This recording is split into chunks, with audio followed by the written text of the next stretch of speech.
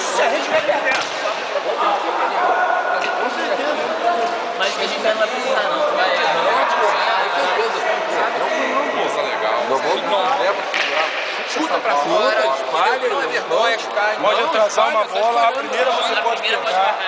A primeira pode. A segunda não pode. Você já sabe. Eles não podem. Sempre vai ser um jogador nosso sozinho. É só se posicionar. E olha o que eu falar. Vai mostrar pra eles agora não.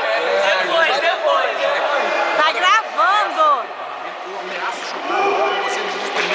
Quero que vocês escutem uma coisa. Quero que vocês escutem uma coisa. Olha o que eu falar. Sai, abre, que é pra não tapar minha visão. Não tapou que nem aconteceu. Isso aí. Beleza, deixa eu chutar. Você do jogador tem que pegar a saída. Vai se falar, não adianta. Olhar pra mim e falar assim, ó, caralho, vai pegar a saída. Ou vai pegar a saída ou vai escutar.